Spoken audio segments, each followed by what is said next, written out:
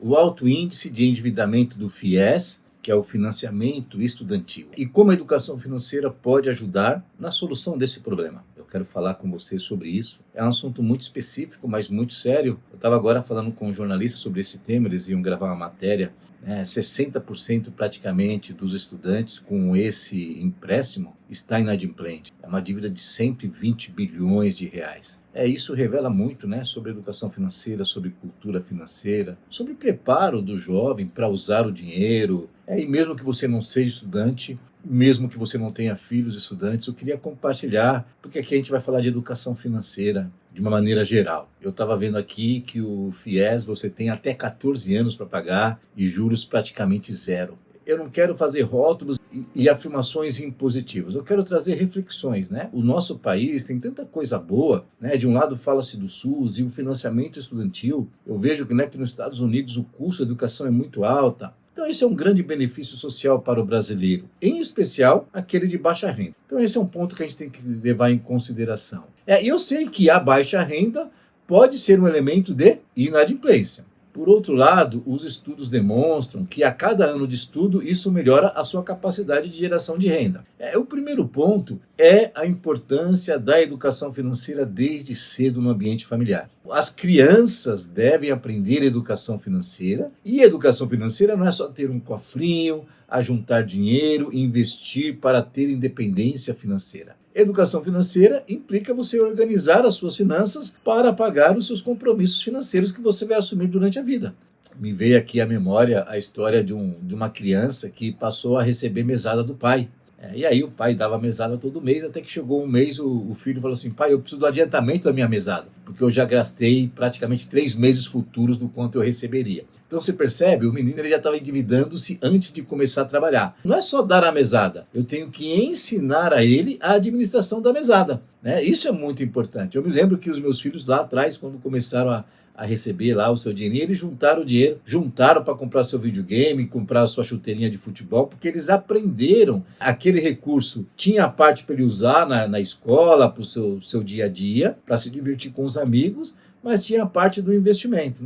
Dá para notar o quanto a educação financeira é poderosa na vida das pessoas. É claro que esse jovem talvez ele tenha dificuldade de entrar no mercado de trabalho, mas nós temos uma questão que o jovem ele entra no mercado de trabalho e ele já tem o tal do cartão de crédito, e ele já está gastando por conta. Então uma outra questão também é a prioridade. Isso aqui é um benefício do governo, é um empréstimo do governo, deixa para depois. E aí ele vai pagando aí as suas contas do dia a dia, as mais urgentes, que talvez ele considera. Eu não estou generalizando, ok? Eu estou apenas fazendo aqui algumas reflexões sobre priorização. Eu atendo jovens que estão no início da sua carreira profissional e já estão endividados no cartão de crédito. Então você nota que isso tem a ver, lá na educação financeira existe um item que a gente trabalha, que é a responsabilidade financeira. É você saber o quanto você tem de recurso, e a partir daí você colocar no papel, você fazer as suas anotações, fazer os seus controles financeiros, que é um outro ponto fraco do brasileiro em geral. Ele tem controle financeiro, mas é para inglês ver, ele não tem técnica, ele não tem processo, ele não sabe fazer análise. É isso que eu vejo em geral.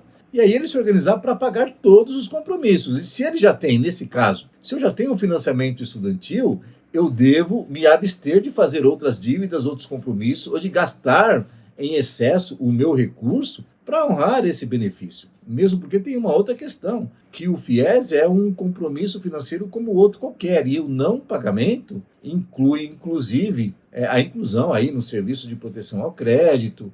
Isso gera muito desgaste para a pessoa. Para qualquer dívida, você estar negativado é muito negativo, com o perdão da redundância. Por outro lado, olha só, aquele jovem, aquele estudante que aprende essa questão, que prioriza, que passa os seus apertos para priorizar algo, uma conta em detrimento de outra, ele vai se acostumando e provavelmente ele tende a não cometer o mesmo erro da inadimplência em outros compromissos financeiros. É evidente que o governo também, ele tem que ter essa consciência, não é só dar o crédito. Uma das coisas aqui na entrevista foi falado, o governo está pensando em dar 90% ou 99% de desconto no empréstimo. Então a gente está generalizando essa cultura, está criando algo comum.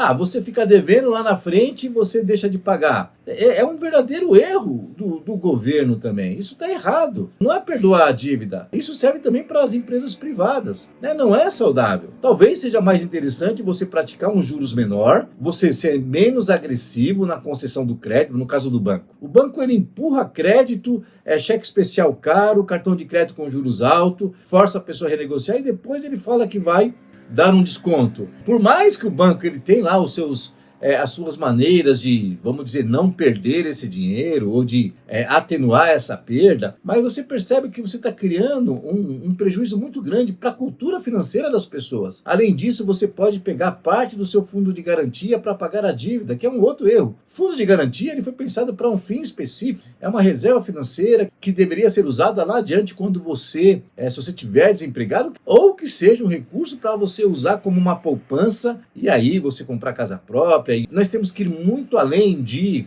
ensinar a educação financeira na educação básica. Eu acabei de ler ontem um artigo de uma instituição nos Estados Unidos. Nos Estados Unidos já tem muito essa cultura da educação financeira nas escolas, e na verdade é uma pesquisa muito profunda que fala o seguinte: lá as análises sobre o ensino de educação financeira nas escolas descobriram que a qualidade desse ensino de educação financeira está muito abaixo em relação à qualidade do ensino das outras disciplinas básicas, português, matemática, ciência e assim por diante, né? Então, olha só, está dizendo que naquele país onde existe já uma cultura forte de programas de educação financeira, não se está levando a sério o ensino dessa questão. Tanto é que é um país altamente consumista, onde as pessoas vivem em função do crédito. Aqui no Brasil é a mesma coisa, né? Eu sempre falo, não adianta falar que você tem educação financeira na educação básica, mas se o próprio professor ele não acredita nisso, ele não valoriza isso. Eu estava vendo comentários de professores dizendo que que não tem que ensinar, que não é produtivo, encontrando todos os argumentos contra.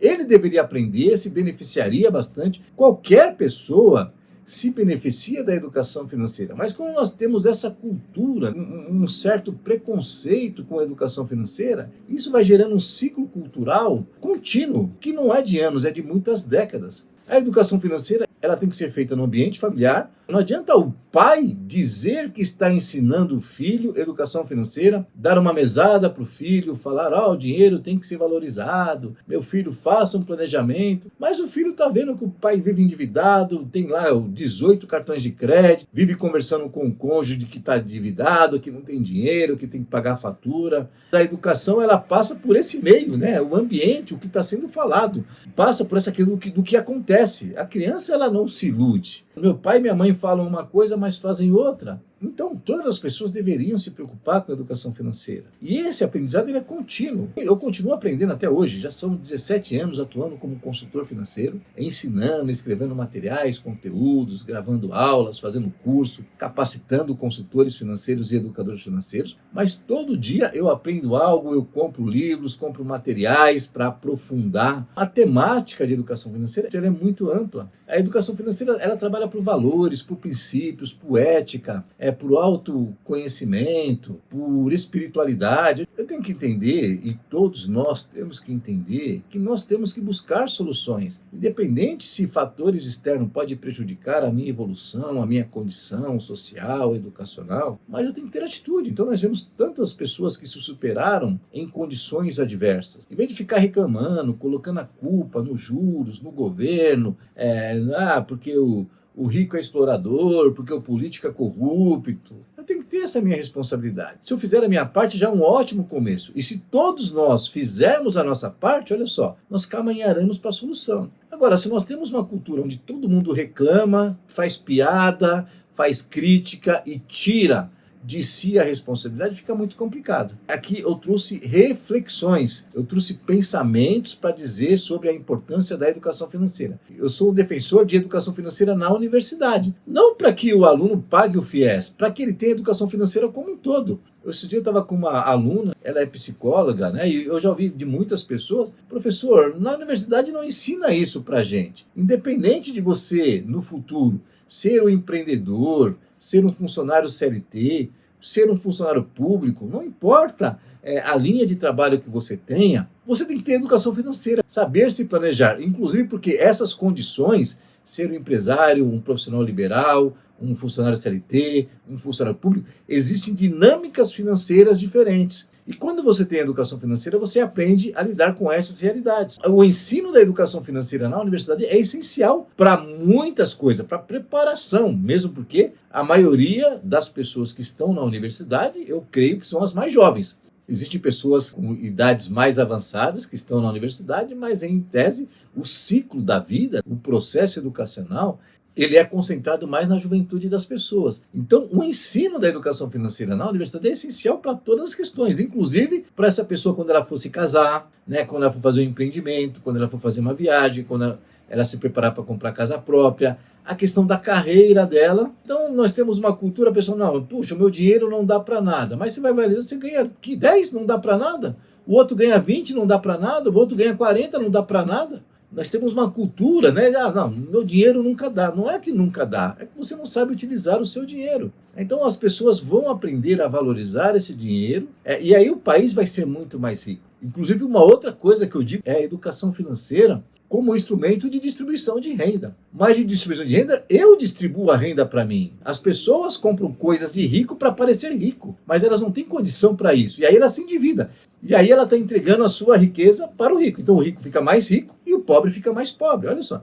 Eu não estou dizendo aqui, generalizando, eu sei que existem questões sociais, questões educacionais, questões políticas, têm que ser trabalhadas na distribuição de renda. Mas eu estou dizendo que a educação financeira, ela ajuda muito para a sociedade como um todo. Então é esse bate-papo que eu queria trazer sobre esse assunto específico. Interesse-se por educação financeira, busque conhecimento. Existe uma série aí de caminhos, através de livros, de cursos, de treinamentos individuais. Eu tenho um curso que é individual, eu dou a aula 1 a 1 para a pessoa. Temos curso online gravado. Temos a mentoria para empresários e para profissionais liberais, então você não tem desculpa de não buscar. Invista em educação financeira. Você vai ver que isso vai te dar um retorno muito grande, muito alto. Leve isso para a sua família, para o seu cônjuge, para os seus filhos, para os seus funcionários, se você for empresário, para os seus colegas de trabalho. A educação financeira tem um papel. Ela não é a salvação da humanidade. A gente que defende a educação financeira, às vezes, puxa, essa pessoa fica defendendo a educação financeira, não é isso.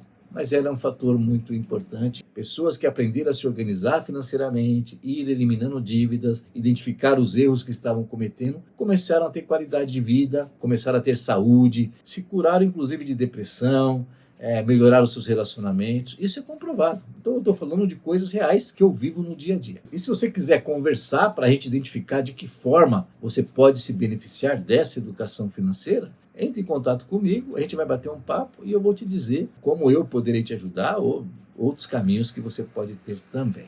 Um grande abraço, sucesso para você.